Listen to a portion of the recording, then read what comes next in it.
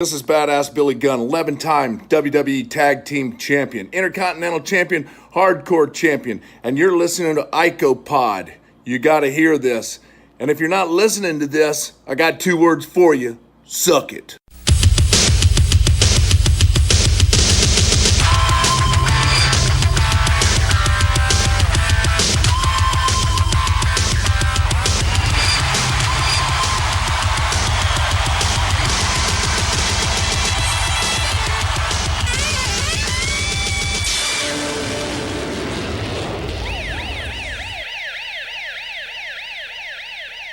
And we're back with episode 55 of IcoPod. I'm Bob Conley Jr. And with me, as per usual, is Austin Skinner. Austin, what's going on, man?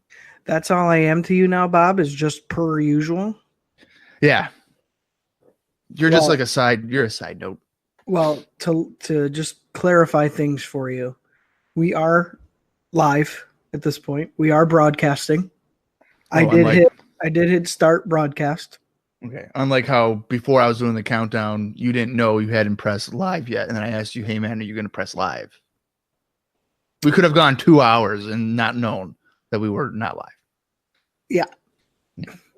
That's worse than me not putting tags on our website for a year. I think you're pushing it there. I think that's a fucking stretch. That's a stretch. Yeah. Probably a little bit. Yeah. Probably a little bit.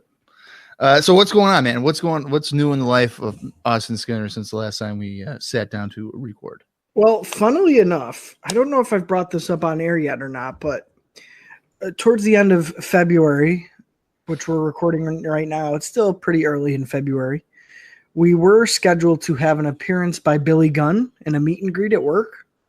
No shit. Yeah, so I thought that was pretty fucking cool because, he does our goddamn open every week. Right. I mean, he probably doesn't know. No, I'm sure he has no idea. He doesn't remember, doing that for right. us. Right. But I thought that was cool, so I was really, really looking forward to it. Unfortunately, it is now February 7th. The event was for the 21st. Billy Gunn has pulled out and is no longer going to be doing that. So he was going to do an event for Wonderworks. So we're having a radio station come into the building and do a live broadcast from our location. And they were bringing in Billy Gunn as like an incentive to get people to come and watch the live broadcast at Wonderworks.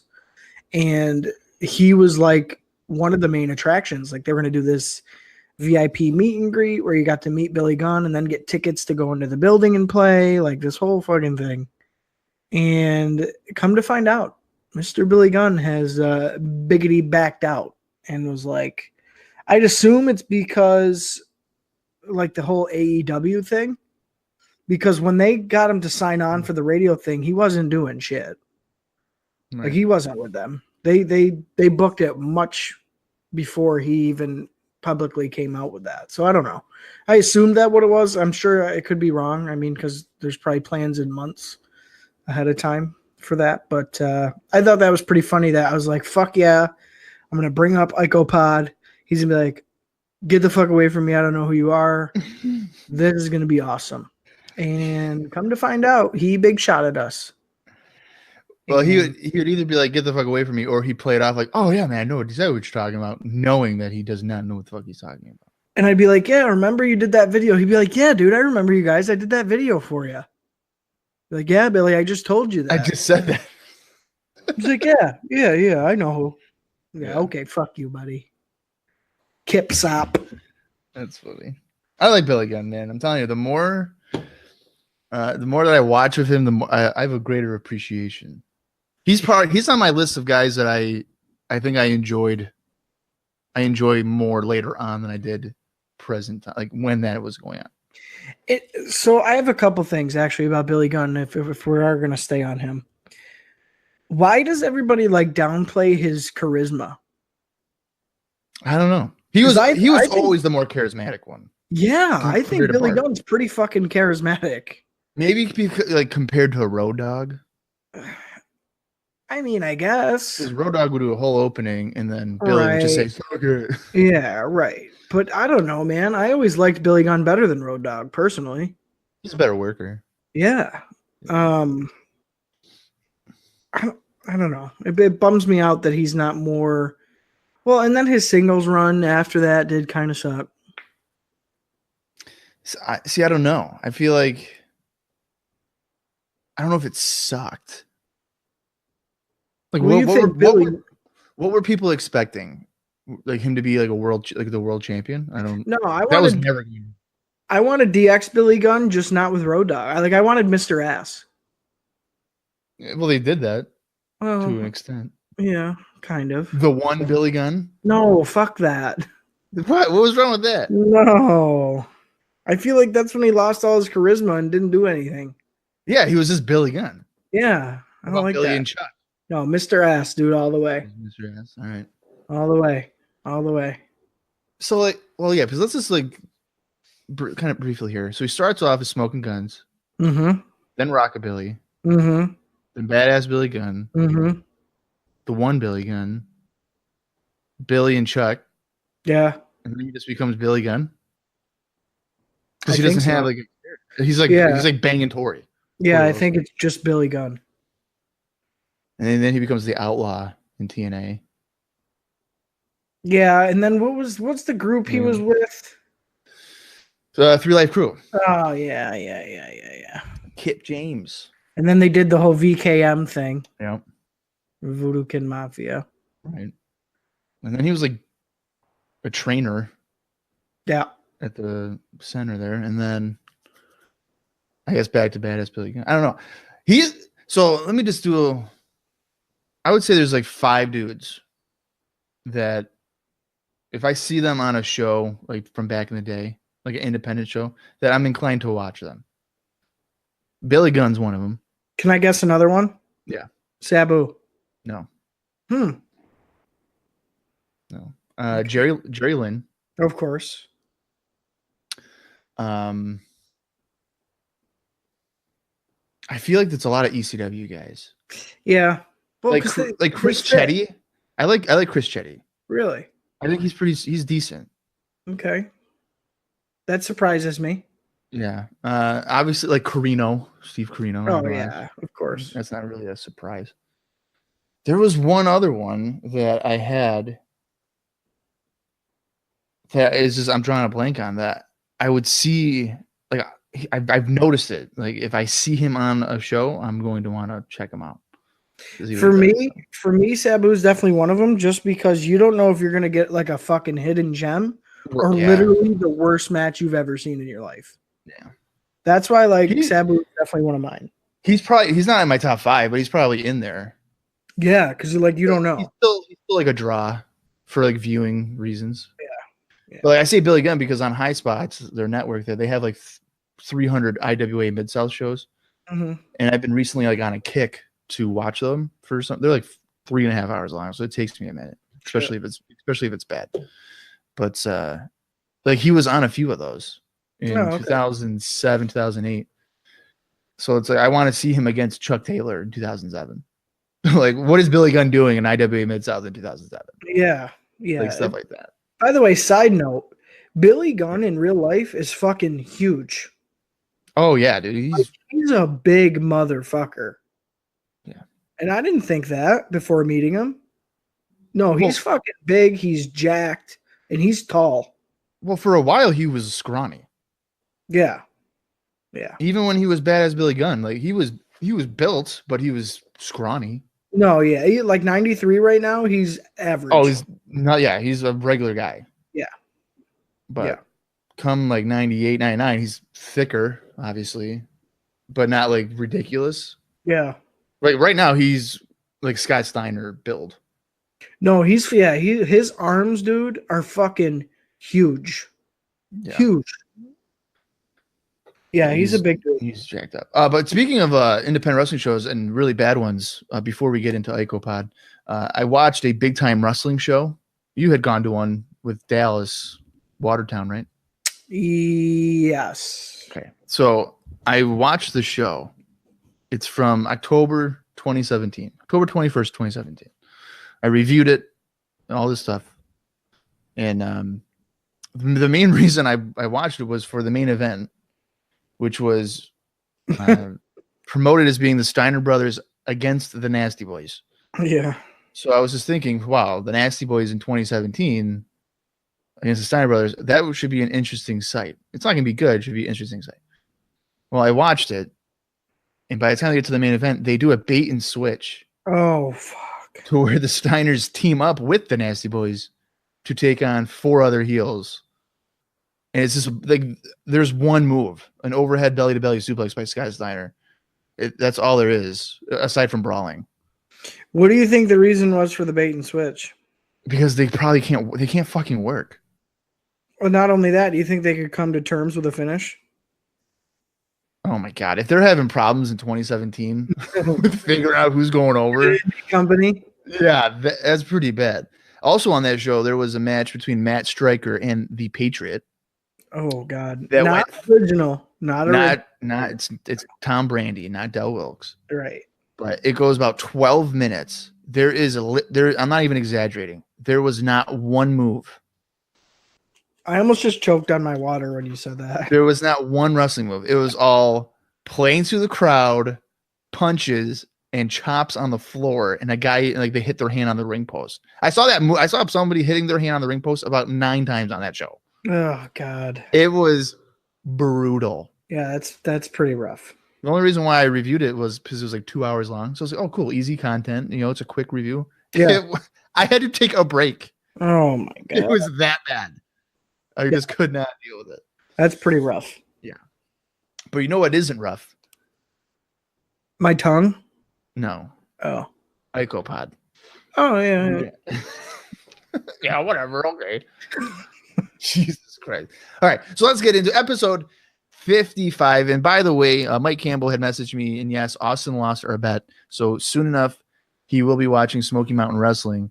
It's likely going to be the Bluegrass Brawl from 1993. Oh fuck! What did I bet? That girl was going to message me by 12:15, and she never did. Oh, on that day, I've talked to her since, but not during that time frame. Yes. Okay, that's fair. I accept. So yep. So it's likely going to be the Bluegrass Brawl from 1993, but that'll probably be a couple weeks from now. All right. So let's get into episode 55. Observer notes.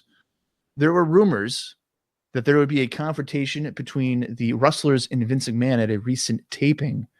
The issues involving poor payoffs from SummerSlam, as the payouts ranged from $5,000 to $10,000, and their frequent flyer miles being taken away from them. Now, the Rustlers were upset about the frequent flyer miles being taken away from them because they would use those miles to give their families free vacations. So now the WWF has taken that, I guess, luxury away from a kind of a incentive to work for the WWF, has been yanked away from them. But it's not, I don't believe there was any kind of confrontation, at least not anything that was reported.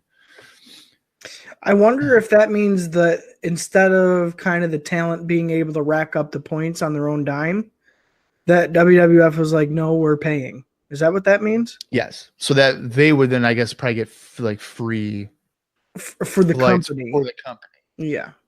Instead of the wrestler doing it.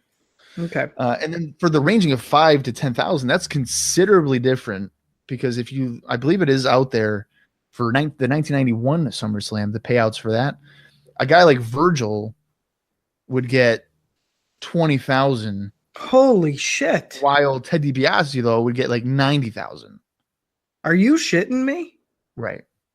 Oh my god. Well, the Warrior for that show got 150,000. Sure, he got fired, but that's what he stood him up for. It was like 6 figures for the one fucking show. Yeah. Back then, for WWF, pay-per-views for the wrestlers were huge. WrestleMania would be literally, that's why it was the biggest show of the year, especially for them, because that's when they get a huge paycheck. If you're in the main event back then, you're getting 6 figures, if not 7 if you're Hogan.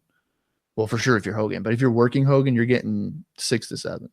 Holy shit. I didn't fucking know that. No wonder why, like, afterward, you could just go to WCW, cruise for a couple of years and retire.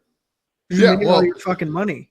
Right. But so that's what the whole guarantee thing. So like a couple episodes when I was like, their guarantee is, what was it? Like 10 dates for $250 or something. Like it's something really small, but what they always pitch to them is like, you can make a shit ton of money here.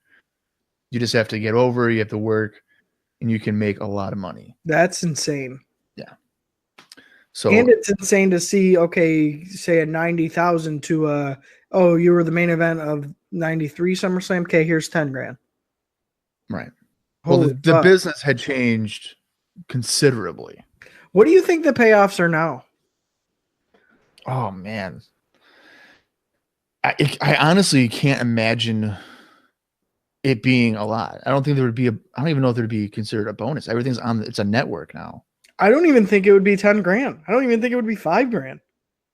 Yeah, I can't imagine. Well, this is dating because this is when they didn't have guaranteed contracts. Right. But now that you have a guaranteed contract, that's probably different. Yeah. So I don't know. That's crazy. That's crazy. yeah. So, but that's just an interesting thing to point out. Maybe this will lead to a bunch of people wanting to leave. But something to keep your eye on, or maybe not a lot of big names coming in. Right, because they hear from that from other boys and different locker rooms, and it's like, well, fuck that. Right. Like, why would Vader or Sting not want to come over? It's like, right. I got a cush job in WCW, Right. Yeah. Raw on January 3rd got a 2.5 rating. Yeah, so quite a bit down. Yeah. Because with Polo, we got like a 3. Yeah. Yeah. And then kind of some feedback regarding house shows over the previous weekend have mostly been poor, with only the positives being Shawn Michaels' work in ladder matches and the Smoking Guns with their in-ring work as well. Oh. The matches between Randy Savage and Crush have largely been boring 2 out of 3 falls matches, and Luger Borga have been relatively awful. So when we sit here and we read these cards saying, hey, we go to this and we go to that, it turns out they're fucking dreadful. It turns out we're getting fucked at every turn. We're getting tricked. We're getting tricked by the old, it's strong on paper, I might as well go. Yeah. It turns out we shouldn't be going. But speaking of house shows, I got 2 of them. So will we continually get trapped into going to these shows? The first one is from Elizabeth, New Jersey. Elizabeth. Oh, yeah, Elizabeth. Now, see, if Ric Flair was here, he could be like, I told you I was in Elizabeth. Hey. Hey. All right. So it's January 7th, 1994. It drew about 1,500. Oof. The show features 1-2-3 Kid taking on Johnny Polo, Doink the Clown taking on Bam Bam Bigelow, WWF Intercontinental Champion Razor Ramon defending against Shawn Michaels.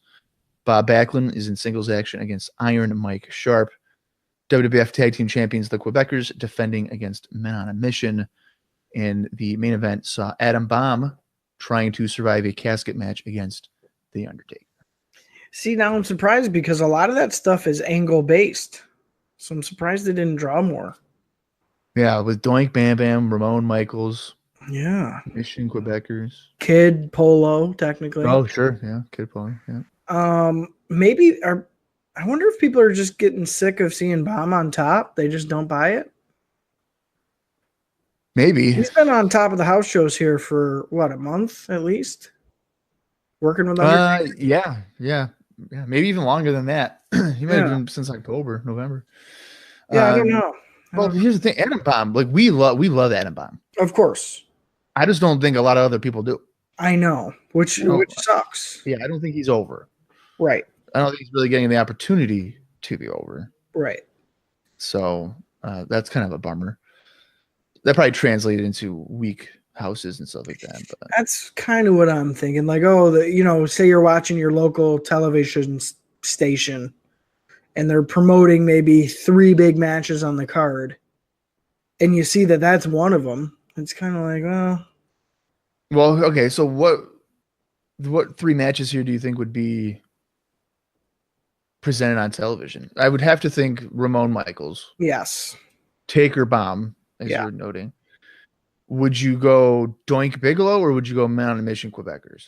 I'd probably go Men on a Mission Quebecers just because it's the tag champs. That would be logical. The belts. So the belt, you're going to see the tag team champions in action. Right.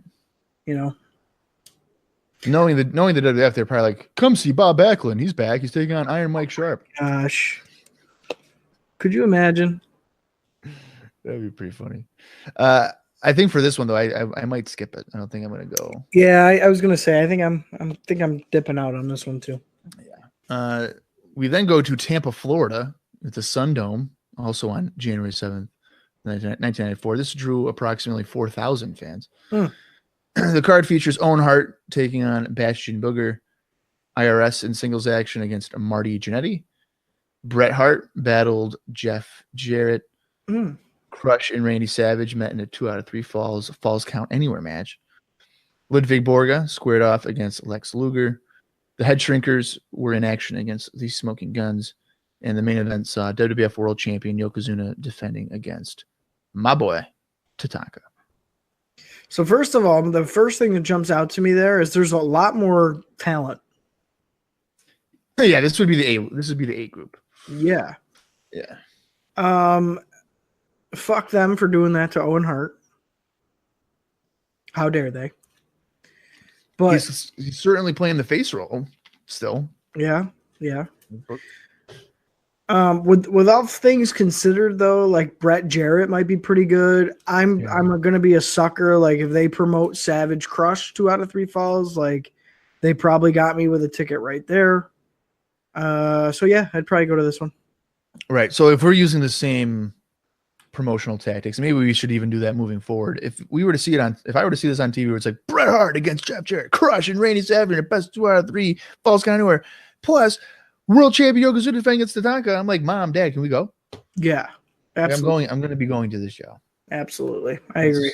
That's not even mentioning like IRS and Jannetty, right? Luger and Borga, Head Shrinkers, right. Right. That's a pretty strong house show. I agree. Going to some syndication, it's only one note. It's pretty major. Now, as you'll remember, last week they were pretty much just drowning us with Lex Luger. Could he be in the Royal Rumble? Well, Jack Tunney will let us know this weekend. Vote now. Well, it's announced on the January 8th edition of Superstars that Jack Tunney would, in fact, allow Lex Luger to compete in the 1994 Royal Rumble match. I can't imagine anybody was all that shocked by that kind of announcement. Do you think, Bob, if he won, it would make things better or worse? Well, if he were to lose, it would be considerably worse. This is a situation where he needs to win it. Or does he need to go all the way to the end, get eliminated by some asshole? No. And get sympathy from the crowd? No. So it's a must win. And if he loses, he's fucked. Yeah. This is an example where you have booked it to a point where it's very predictable.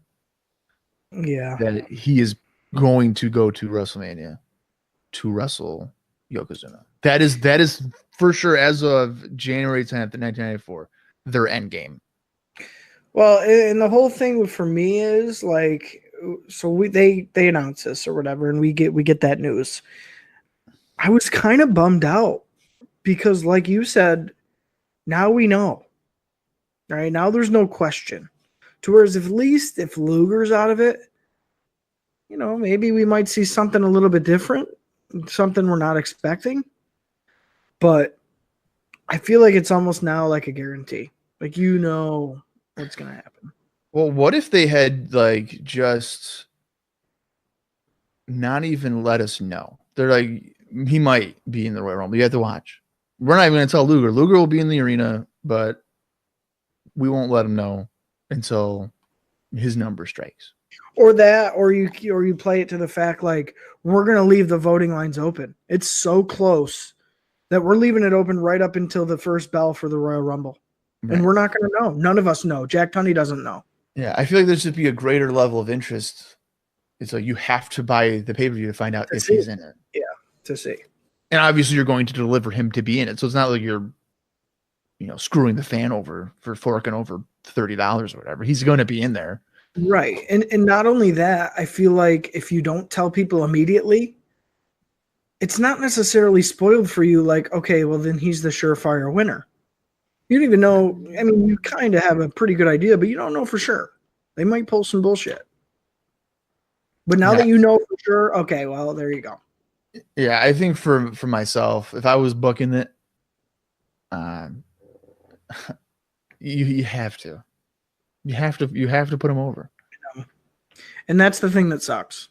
I don't like that. Yeah, I mean, that's just how this should be. Because this would be, I would sacrifice 4 months of my life to be like, hey man, you're winning the Rumble, you're gonna eliminate all these dudes, you're gonna beat Yoko for the strap, and then if you fizzle by June, you'll drop it by SummerSlam. So I guess I'm sacrificing 8 months. He needs a run with the belt. Yeah. To even salvage 20% of what they tried to do, he needs a run with the belt. Right. I agree. So, I completely agree. So I don't know. It's going to be weird because I don't want him to win. Like, I like Lex Luger at this point. I'm still not. You like him? I still kind of like him. Oh my God. I don't like him at all. This is what I would do. I'm telling you right now. I'd have him win the title. The next night on Raw, he's the narcissist Lex Luger. What is the explanation? Like, fuck you, I got what I wanted? Yeah. You're all fucking suckers. You fell for it. I'm the greatest looking guy. You all cheered me just as I knew you would. And now I got the strap and no one can beat me. Bring back Bobby Heenan. Look at those calves. Lex Luger. That's what I would do. And then you can go like him and Brett to SummerSlam or something, or to whoever. That would be interesting. I would be behind that. Yeah. I'd be behind that. Well, here's my thing. Like, So let's say hypothetically he wins the Royal Rumble. He's going on. He's going to face the champion at WrestleMania. He wins the belt, and he's Lex Luger. Mm-hmm. Then what? Don't tell me you're putting Borga in there, because we've already seen that for the last fucking year. Yeah, that's got to go. Who's he square off against? Who's next in line? Can't be Yoko. Well, you can do like an immediate rematch with Yoko. Ugh. That's what they always do. I know, but we've seen Lex Yoko for a year. Right. Feels like. All right. So what I would do is I'd get Bam Bam out of his feud with Doink. Like he has to kill Doink. Yeah. Like just be an absolute monster and just beat the shit out of him. You could build up Bigelow for that. Jarrett certainly isn't at that level. No. So he can't be an option. You know who my first immediate thought was? Diesel. Yeah. Yep. I mean, there's nothing obviously. Diesel, Sean could be one. Adam Bomb, you know, if you were to have him spit radioactive goo into his face or something. I don't know. Yeah, Bomb Luger might have decent matches. They're both athletic guys, big. Mm-hmm. Main event, though, I don't think they're going to... Bomb, I feel like they've already kind of ruined for a main event spot. He's still, I think, in the contendership for maybe an IC run. Yeah.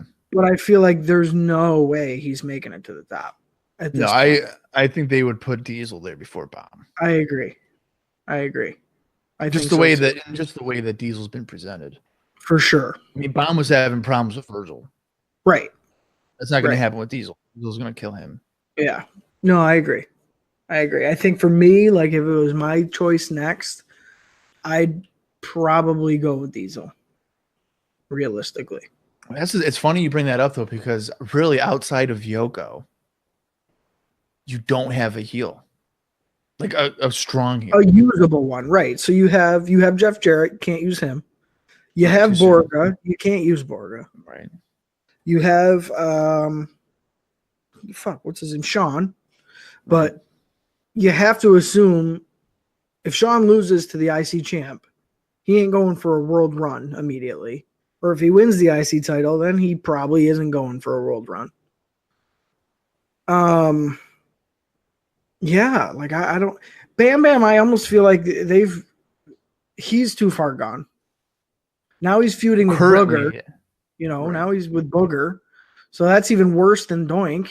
Crush. If he beats Savage, yes. Yeah, he would need to beat Savage, yeah. That'd be interesting because I bet you Luger would be more over than Crush in that situation. Yeah, that might be. That's a good point. That might be the one instance where people would for sure cheer Luger. They're not going to be like, come on, Crush. Yeah, right. That's not a bad idea, you know. Yeah, that's not bad. I don't know. It's hard because it's like you said a couple episodes ago, probably even last episode, they've booked themselves into a corner. Yeah. What do? You're gonna have to get real creative. There's no easy pickings here. Yeah. Unless they just give up on him entirely, which is definitely a possibility as well. Who knows? We'll be finding out in about what? Couple weeks. Yeah, three more episodes. Yeah. I believe. Or 2. Yeah. Well, the third one. Yeah. So we're almost there to find out exactly what happened. Yep. But here we are now. It's January 10th, 1994. Monday Night Raw. It's live from Richmond, Virginia. I believe this is the first time that we're outside of New York or Pennsylvania. And can I just say the whole atmosphere, or Connecticut. Yeah, like the Northeast or whatever. Yeah. This whole atmosphere being in Virginia and in a kind of a bigger arena, just it feels so much better. It feels so much more new. It like sped it up to 1994 for me immediately. I hope they're on the road from here on out. Around the country. I think they are. I hope they are. I know starting in 95. It's like they're all over the place. But I read in the Observer that the arena here in Richmond, Virginia holds 11,000 fans, and they normally would draw less than 2, so they heavily papered it. Oh, okay. To make it presentable. Full looking. Okay. So let's get right into this here. It's the 1-year anniversary for WWF Monday Night Raw, and they have the cheesy 90 graphics to start the show to let you know that. Like freaking fireworks and confetti or whatever. It's just it's pretty funny. Right. We go into a video here where 2 weeks ago, Jannetty lost to Johnny Polo. That's highlighted. Of course, Polo had help from Pierre. That loss led to Jannetty and Kid coming out the following week, which was last week, demanding a tag team title match for this week on Raw. And shockingly, it actually worked. Polo was like, yeah, man, you're on. We'll beat you. Sure. Great. If I knew it was that easy, I mean, I would just go do it. Yeah, what the fuck? Everybody should just go out to Jim Cornette and be like, hey, give me a match with Yoko. I'll beat him. Okay, great. You got it, pal. Super effective. Yeah. We then get a quick video here with the Quebecers and Johnny Polo as they cut a promo with Polo saying that Jannetty and Kid are suckers for thinking they got him in a corner. They were going to squash them like cockroaches. Jacques says their focus is on the Hart brothers at the Royal Rumble. Pretty much saying, like, we don't got to worry about you. Our main focus is Brett and Owen. We're going to beat them too at the Royal Rumble. Pierre just sits there kind of smiling. Yeah, and I have to make note here. It's not quite the same typical like 3/4 view promo against a black background. It's kind of not as produced, which to be honest, I liked. Yeah. I liked that it didn't seem overly like perfectly shot. You know, they were kind of standing in front of some shitty like black sheet. It looked like just sitting in the backstage area. So I like that part of it. I did think that Polo's still just overdoing it here. He calls Marty Jannetty confetti. He calls 1-2-3 Kid the poster boy for Pampers. Mm-hmm. It's just like, I don't know, man. It's too corny for me to get anything out of. Polo just annoys me in general. I guess that's his job. He's doing that pretty well. But I just have no interest. Like, I don't like the Quebecers. I don't like Johnny Polo. I'm not impressed with Polo in ring very much thus far. I mean, again, we went over. It was better than Jeff Jarrett's debut, but that's not saying much, you know, because I didn't think his debut was very good at all.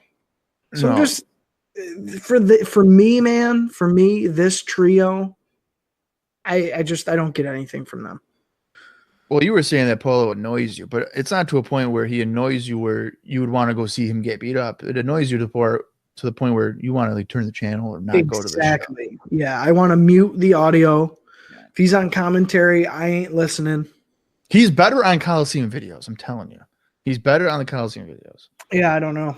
It's not live format. I think he needs that structured, like, format, and that might be better for him. Yeah. We then get a Raw opening video, of course, and then we go to the arena where Randy Savage comes out, and he is going to be the special co-host. Now, this would be, special, but he spent all of 93 as a color commentator. Yeah. So he's just returning to his job. The last time he was color commentator was like November. So I don't know. McMahon makes it seem like it's a huge deal, but he's just returning to his old job. Yeah, and I took it as like his big return to commentary.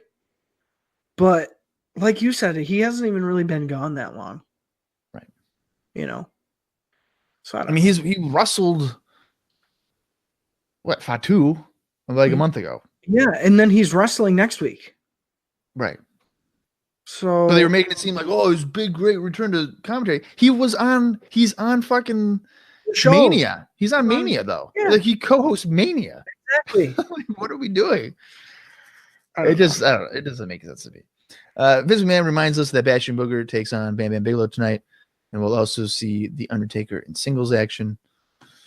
And we go right into our first match, and it is the reason why we're here. It is the WWF Tag Team Champions, Quebecers, defending against the 1-2-3 Kid and Marty Jannetty. Jacques and Jannetty start the match with Jannetty nearly winning with a roll-up in the opening minute. He then Jannetty gets another roll-up in the corner for a 2 count. Kid and Pierre tag in with Kid taunting the champions with kick attempts. He's like kicking the air, and they're like, oh, no, don't hit us. Yeah. Pierre shoulder blocks Kid, but then Kid hits a spinning heel kick for a near fall. At this point, all 4 men get in the ring, and they brawl for a moment until the champions are sent into each other and drop kicked to the floor. Pierre gets backdropped by the challengers. Jannetty lifts Kid into the air, and Pierre gets drop kicked. Kid then knocks Jacques to the floor as well. Quebecers stall outside the ring with Polo, and they look to head backstage, but they come back. Jacques tags into the match to compete against Jannetty.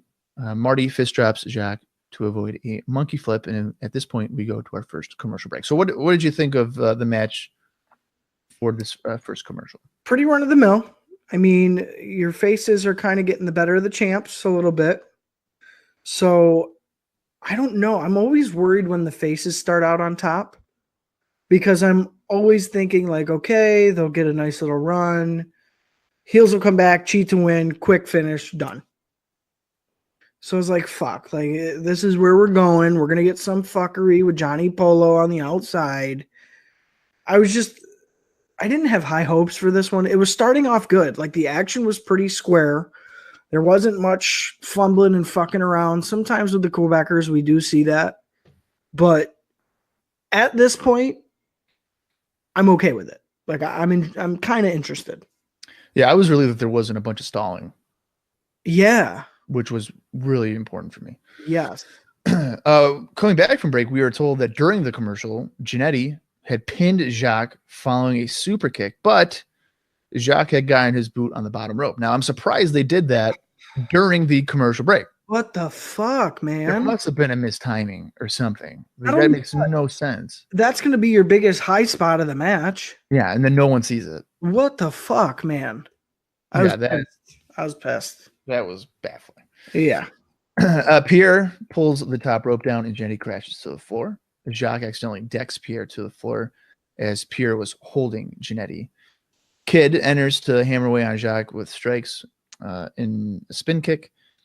Kid takes Pierre out with a somersault dive to the floor and a top rope clothesline on Jacques. Polo is taunting Jannetty on the floor while Pierre shoves Kid off the top rope. Pierre then chokes Kid in the corner with a tag rope. The champs drop Kid throw first over the top. Really quick, can we just give a special shout out to 1-2-3 Kid? He's killing it this match. He's fucking killing it. I dare say he's carrying the match. 100%. Fucking high impact, bumping like a maniac. Everything looks good. I think he works pretty damn good with the Quebecers. I think they really know how to put a little match together, which is nice. Yeah. Big MVP shout out to 1-2-3 Kid at this point in the match. I completely agree. Yeah. 100%. Yeah. Jacques slams Pierre onto Kid for a 2 count. We then go to our second commercial break. Coming back from that, Jacques almost pins Kid with a spinning back elbow strike, and then Jacques backdrops Pierre onto Kid for another 2 count. It's mentioned at this point that next week, Savage is in singles action against IRS. Champs hit a leg sweep clothesline combo on Kid, and then Pierre comes off the ropes to deliver a headbutt. Jacques spikes Kid with a pile driver, and then Pierre hits the Tower of London, which is a somersault leg drop. Yeah. Jannetty saves Kid from a second Tower of London and super kicks Jacques. Jannetty gets the hot tag and cleans house on the champs with a few drop kicks. Marty rams the champs into each other face first, and he knocks Polo off the apron. Kid and Jannetty then hit a vertical suplex cross body combo on Pierre, and they win the titles. Now, like you were saying, this match for 1, 2, 3 Kid just shows you what this kid could be, like the potential that this guy has. It's incredible. His offense was fast paced. Everything was crisp as hell. When he hit the somersault dive to the floor, which he had tried to do on Ramon and slipped and smashed his face on the ground, but he actually hit it here. The crowd was eating it up for fucking 1, 2, 3 Kid. And you know what? And you want to know what's funny? Is that Marty Jannetty's in another instance where he's the Marty Jannetty of a tag team. And in this situation, he's been there for years, and Kid's been there for 6 months. And you know what, Bob? To that point, though, I think that plays into it because you do have to give Marty credit. So right off the bat, I can visually remember it being a fucking awesome little super kick that Marty hit for that like mistaken finish. Oh yeah. It was fucking great. Looked great. Sounded great. So I think Marty's still, kind of got his head on straight enough to where he's still, a good hand. But the fact that 1, 2, 3 Kid is so young, so fresh, you've barely seen anything of this kid's career at this point. And he's whipping out fucking, it's like the Young Bucks in 1993. Right.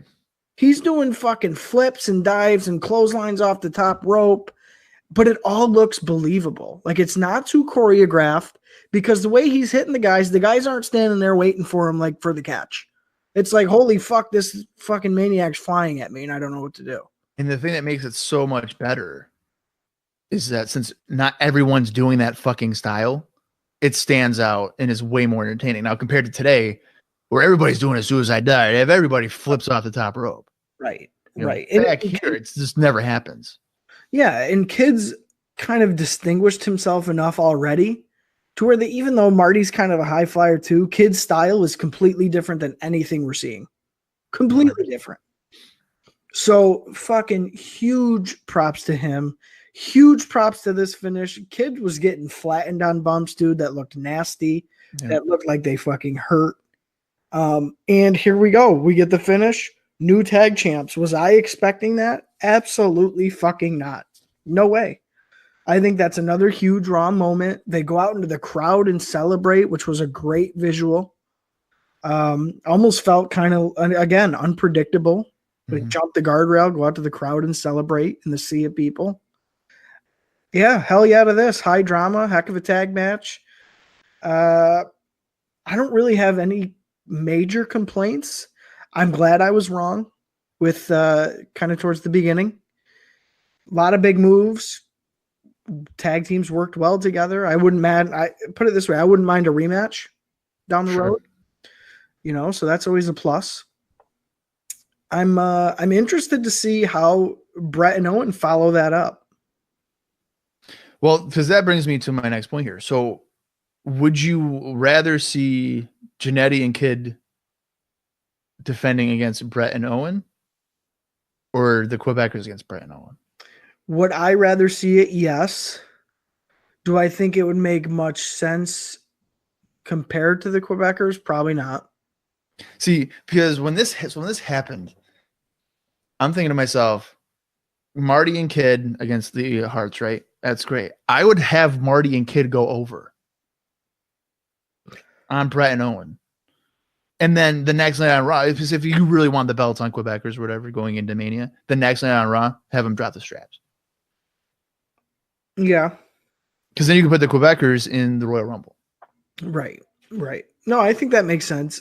Like I said, I think match quality wise, obviously, I'd prefer them. Sure. Yeah. Obviously. But I don't know. I feel like that would confuse people too much. Probably.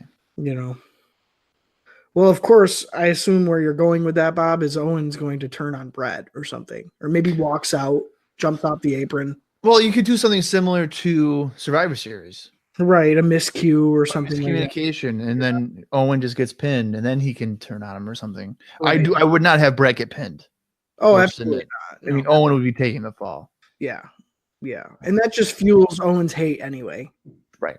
You know? We lost to a fucking tag team that's been together for 2 weeks. Yeah. You're supposed to be my brother. I've known you for 20 years or 25 years, however old he is. Right. At this time, 30. Right. So. Yeah, I just I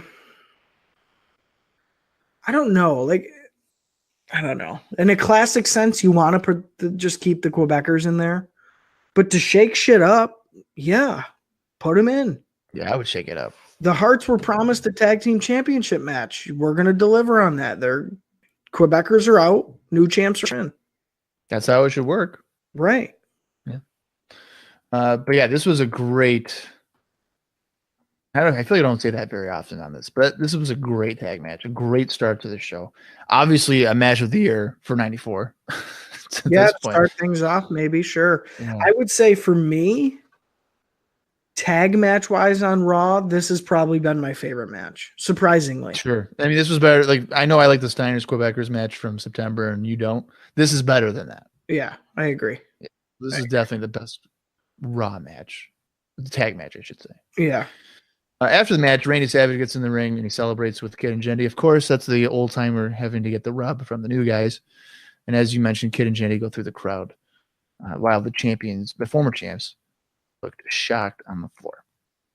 We got highlights from the May 17th, 93 episode of Raw where Kid upset Ramon.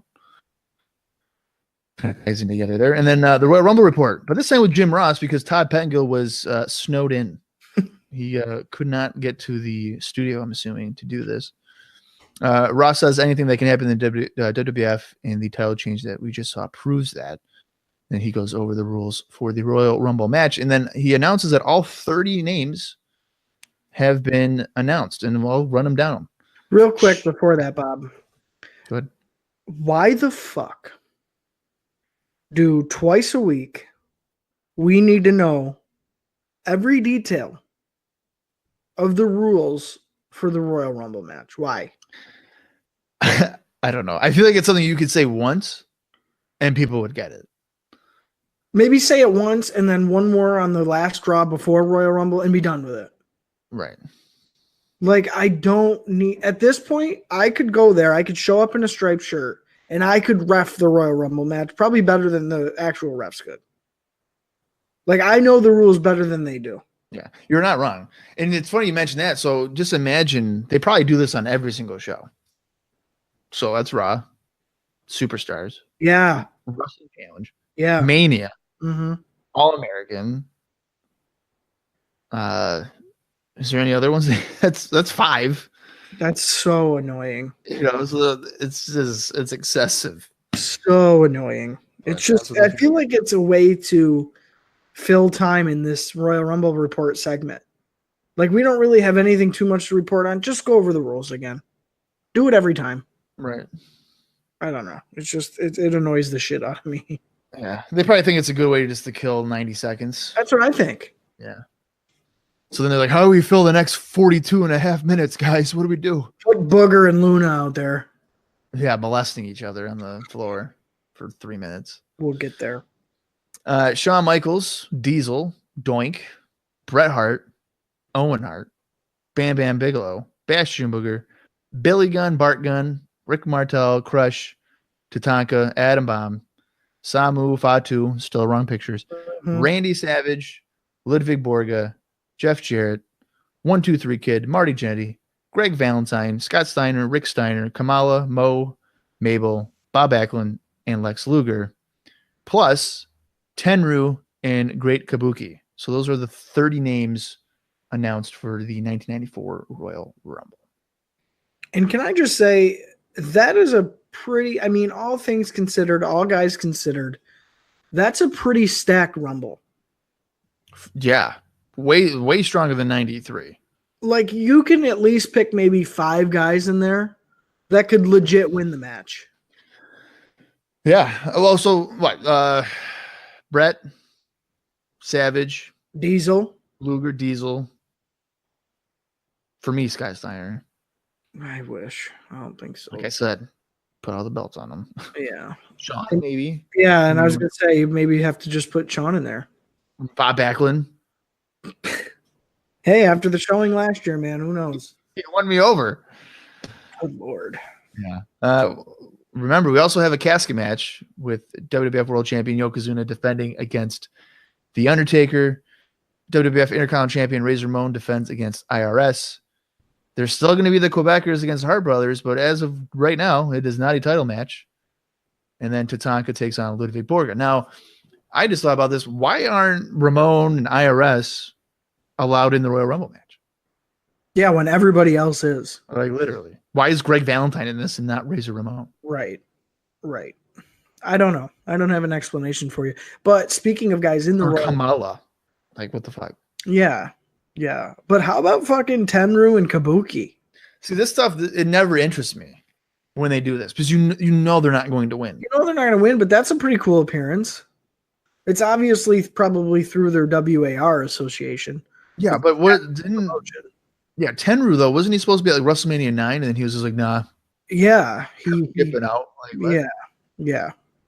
I mean, they're both past their prime at this point. I thought that was kind of cool. Well, I mean, they did with Carlos Colon, the young Wanda. Yeah, the young upstarter. Yeah. But yeah, that's the rundown for the 1994 Royal Rumble. Probably one of the strongest pay-per-views since easily SummerSlam 93. Mm-hmm. It's substantially stronger than last year's Oh, absolutely. Royal Rumble show. Yeah, absolutely.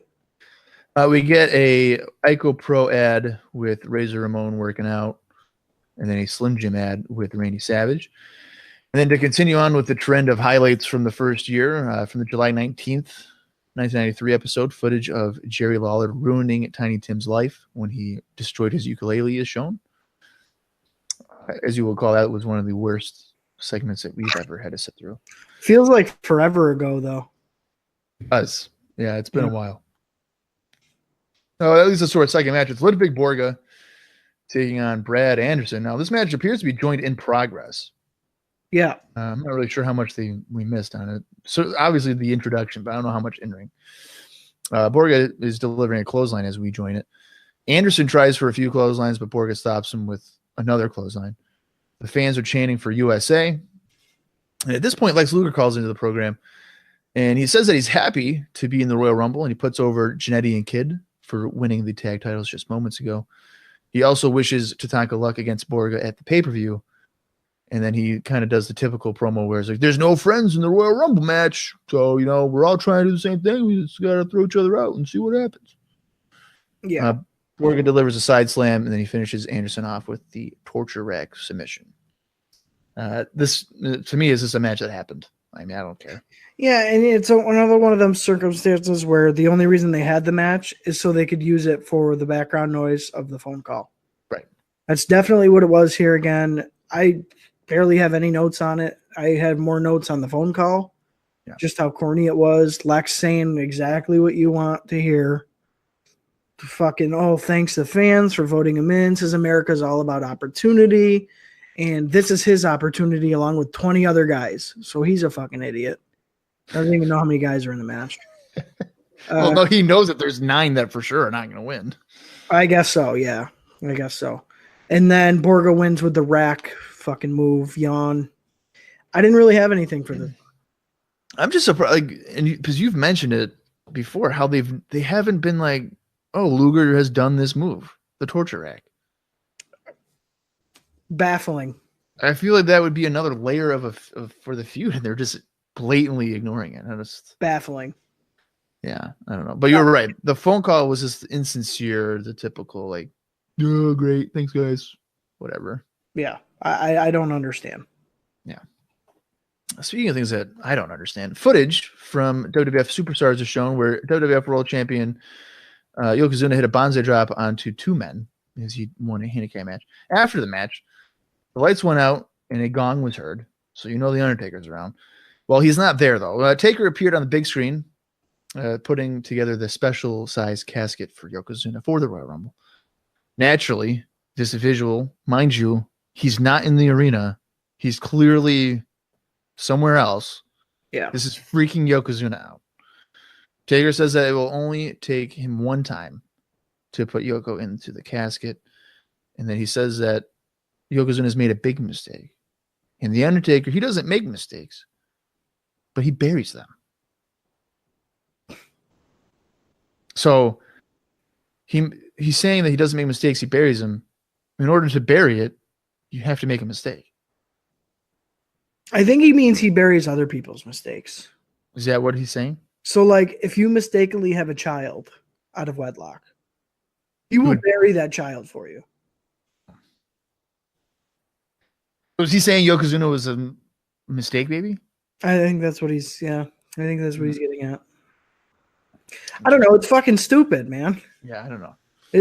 I'm just so sick of these promos. I'm sick of this feud. I just want it to be done, and I want to bury this feud. This feud's a mistake. I don't like how it's making how Yokozuna has to have a fear. I don't like that Yokozuna sells it like a fucking cartoon character. Yeah. It's really irking me. It's horrible. Yeah. I don't get it. I'm not into it. I don't get it. I kind of wish that over in WCW that Sting would have like a scorpion out or something, and Vader would just freak the fuck out. And did toddler faces at it. Yeah. What? No, I don't want that. And hug Harley Race and was like, no, Daddy, don't let him put it on me. Right. It's all hairy. Oh. What the fuck, man? Yeah, it's just not good. It's not good television to me. It's not needed though. You don't need to do that. No. You don't need to do it. No. I agree. I mean, I'm still interested in the match because I like casket matches. But I never have been the biggest fan, to be honest. Haven't been? No. I kind of like them. I don't like gimmick matches. I love gimmick matches. Well, let me finish. So I don't. That's why I love Vince Russo in every show that he's ever done, because TNA pay-per-views from 06 to 09, every match had a stipulation to it. It was great. Right. And I think stipulations are important. It's just when a gimmick match, literally the whole match surrounds forcing a guy in the casket, that's not exciting to me. So then you don't like cage matches, right? No, I like cage matches. But that's all getting out of the cage. It's part of it though. Just like a ladder match, it's part of it. Right. Casket match is you can't use the casket other than the finish. So do you like last man standing matches? Yes. Because that's usually just somebody counting to 10 all the time. I do, because it still opens up creativity. Right, so you're not hampered down. So does that mean later on, did you like buried alive matches or no? No. Okay. I don't like buried alive matches. I don't like buried alive matches. Ambulance match. I don't like ambulance matches. Stretcher match. I don't like stretcher matches. Stretcher matches are hard to have a good one. Yeah. So the things where it's either you have to put something on somebody on a stationary thing, or you got to push a stationary thing over, you know what I mean? Whatever. What about a Judy Bagwell on a forklift match? Well, of course, that's nothing but a classic. Right. That's what everybody talks about. But yeah, I don't know. Just historically, man, not a fan. I'm not a fan of those type of matches. I don't know why. Because I know there's been good in the past, but not my cup of tea. Especially with Undertaker Yokozuna. No. Well, don't be a fucking buzzkill, all right? God. I wanna like it. Don't make me bury my mistake of doing IcoPod. I'll put IcoPod in the fucking casket. Oh, thanks, man. You got to hear it in peace, bitch. Way to kill the podcast. It's over. Yeah, I want to like it. I just want it to be quick. I don't want it to be the main event. Well, listen, it could be worse. It could be Lex Luger and Ludwig Borga. Dude, if it was, I'd be pissed. There you go. So we're already one step ahead. Yeah. We're better off. A short step, but a step. Yeah, it's still positive. We then see footage from the September 13th, 1993 edition of Raw where Doink tossed a bucket of water onto Bobby Heenan. Obviously is when Doink turned into a babyface, and his career has plummeted ever since. Rest in peace. I'm about burying mistakes. There's one. Yeah.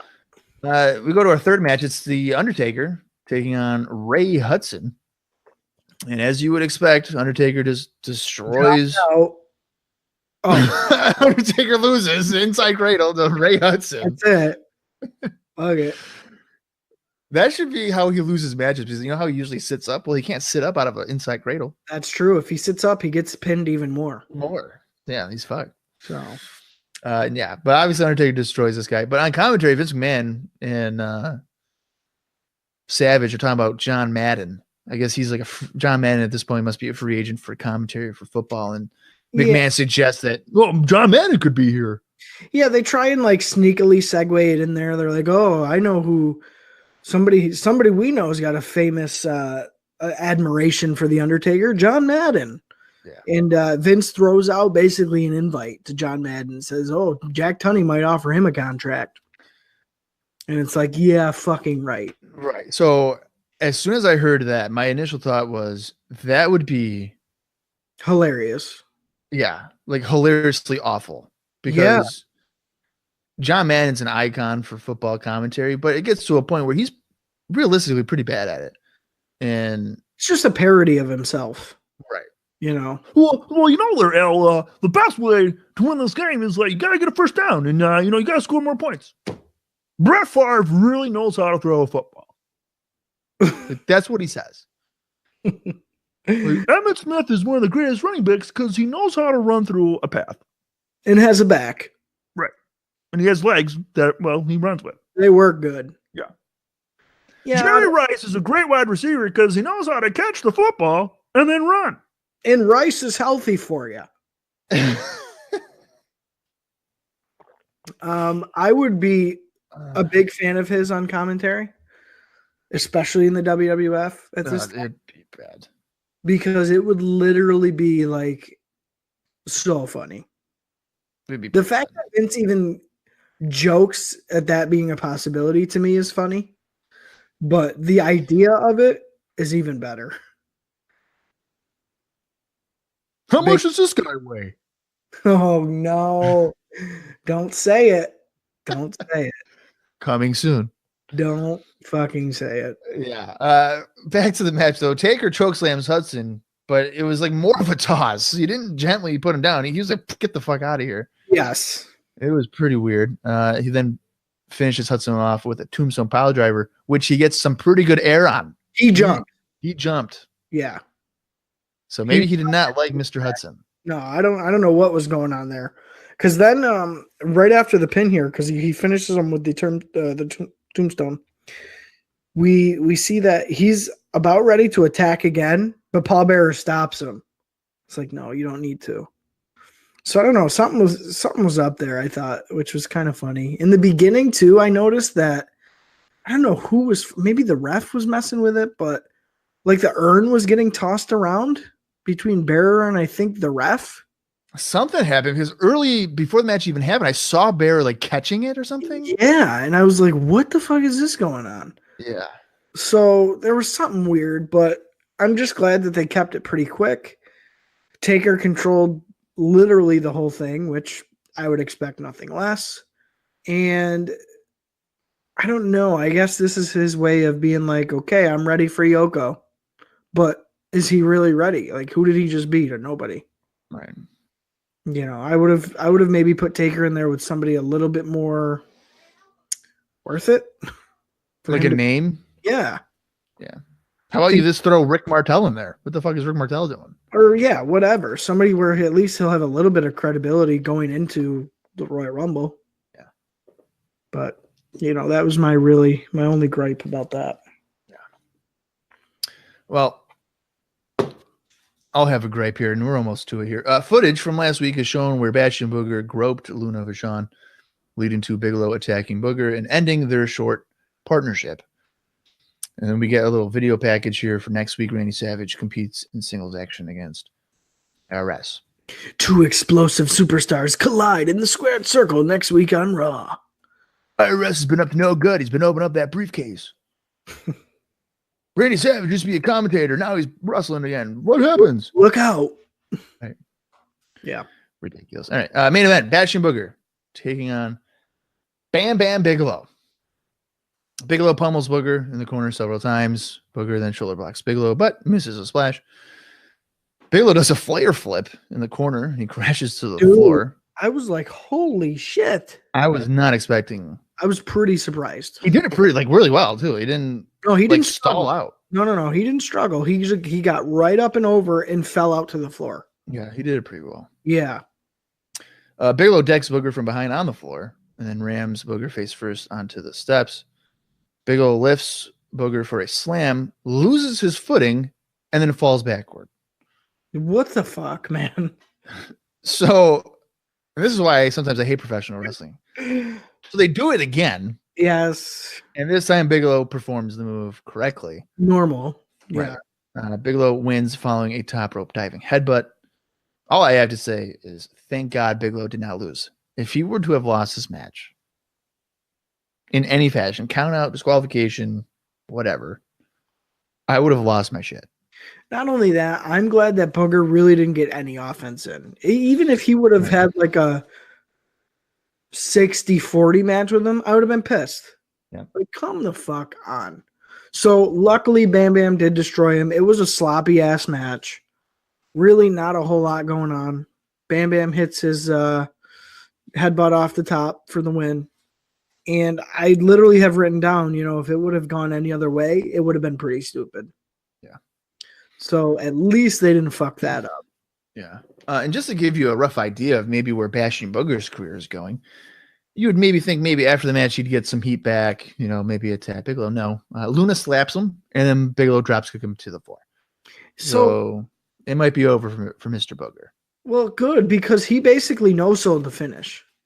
Yeah. Like, shortly after the 3 count, he stands pretty much right back up, which pissed me off. Like, are you fucking kidding me?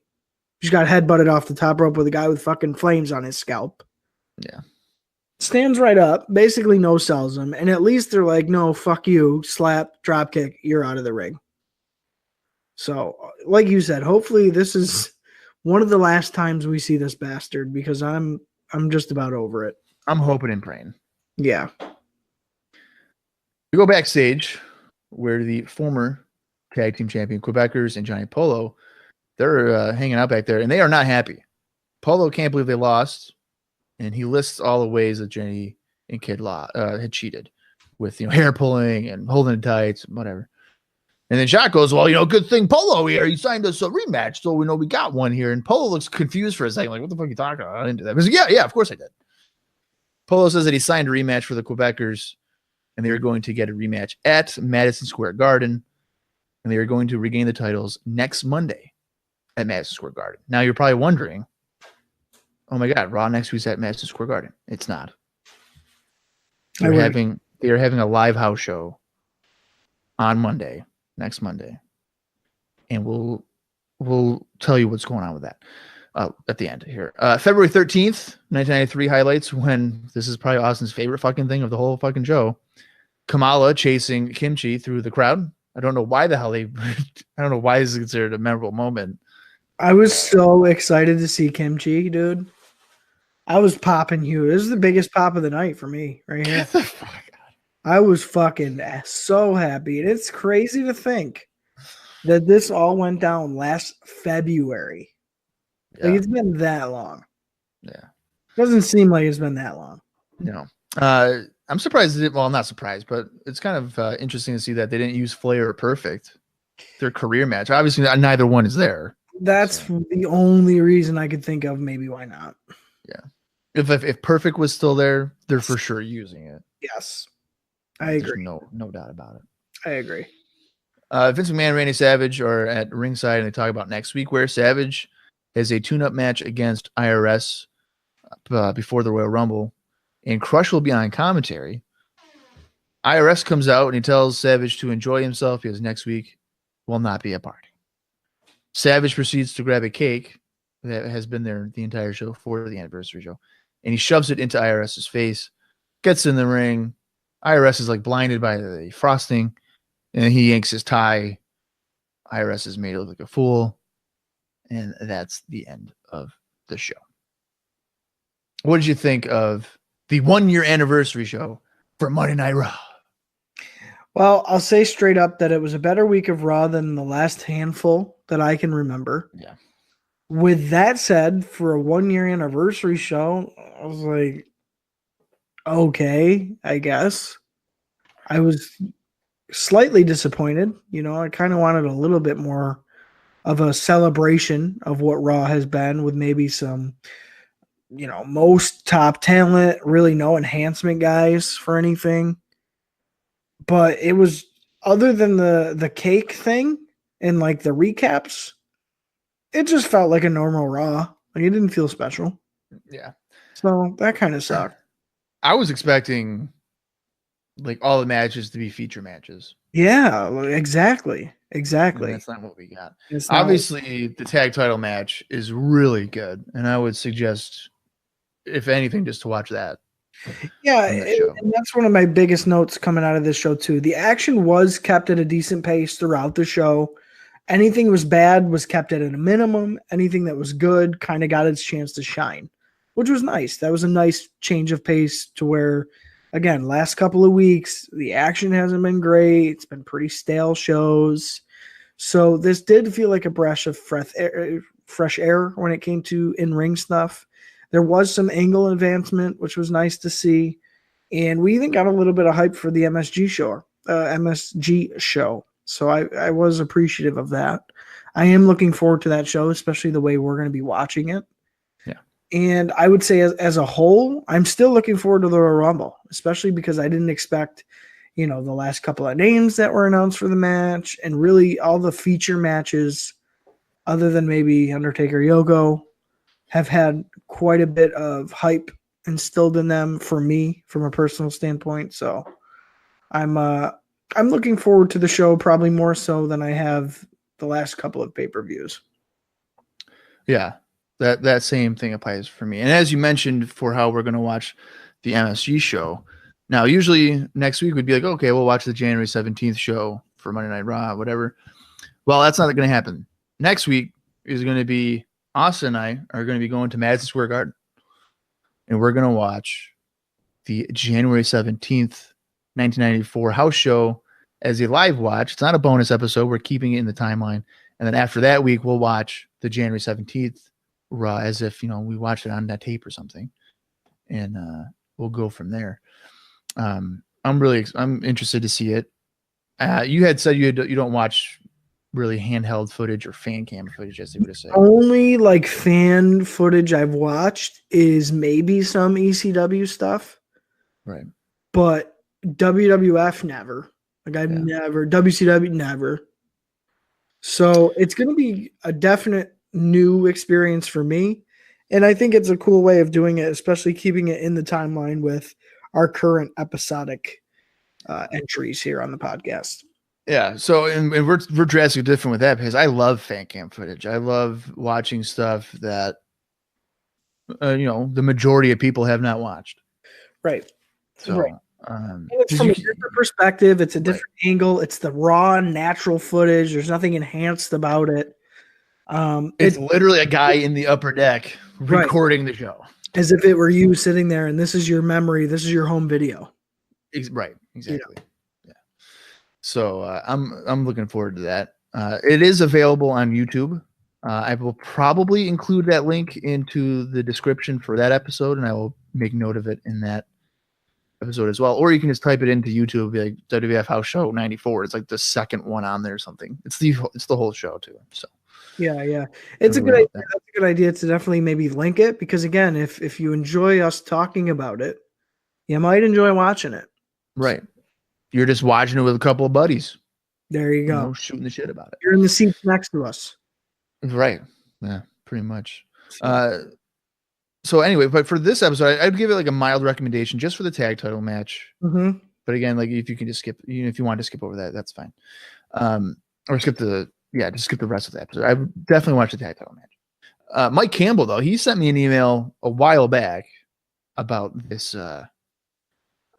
show and actually about a new wrestler that we have discussed before. So I'll just read these real quick. I'm going to call him the Mike Campbell commentary because I'm not really creative with names.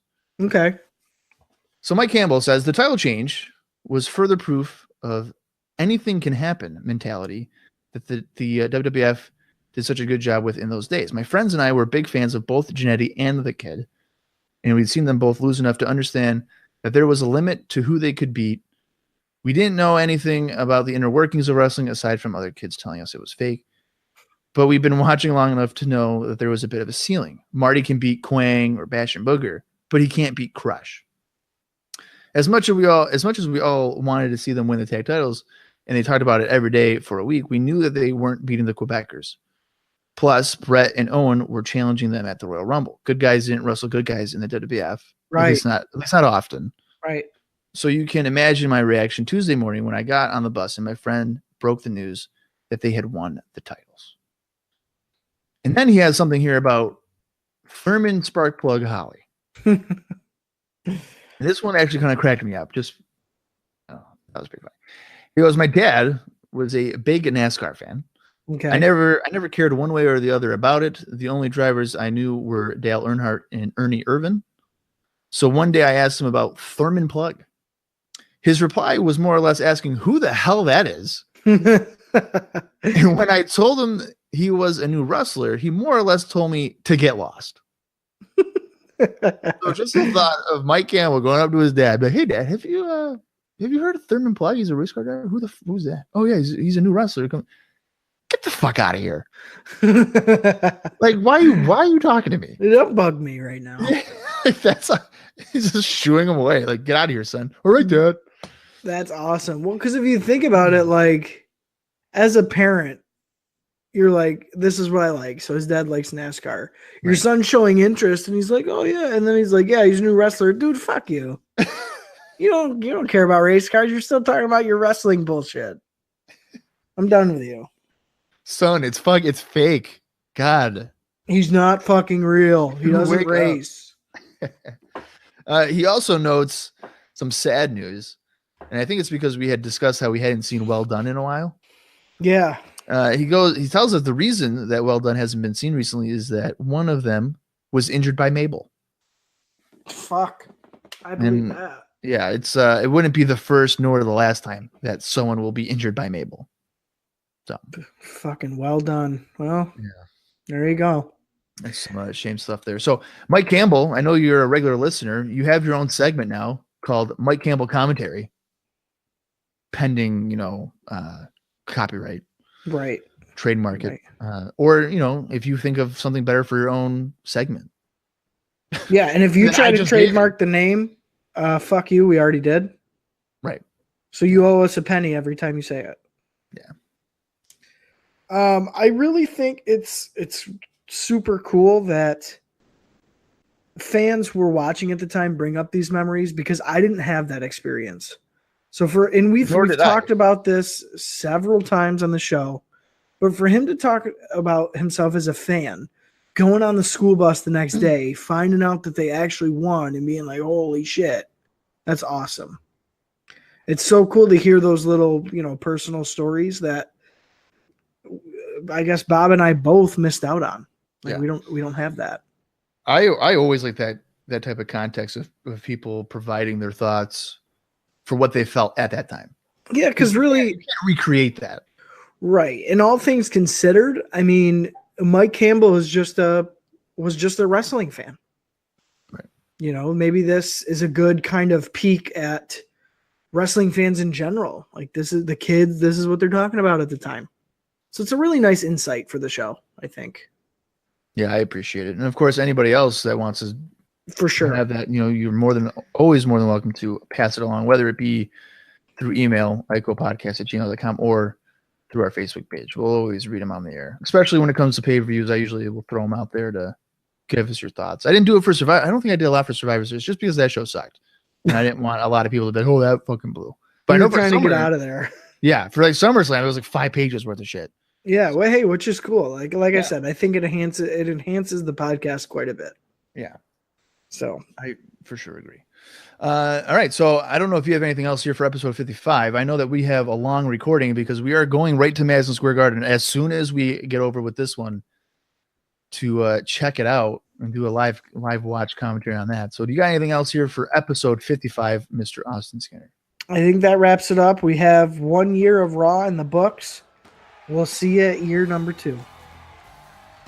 This is year number 2. The second anniversary. Yeah, but we're in year 2. Well, we'll see you at the second anniversary. God damn it, I can't say anything. All right, for Austin Skinner, I'm Bob Collins Jr., and this has been ICOPA. We'll see you in year 2.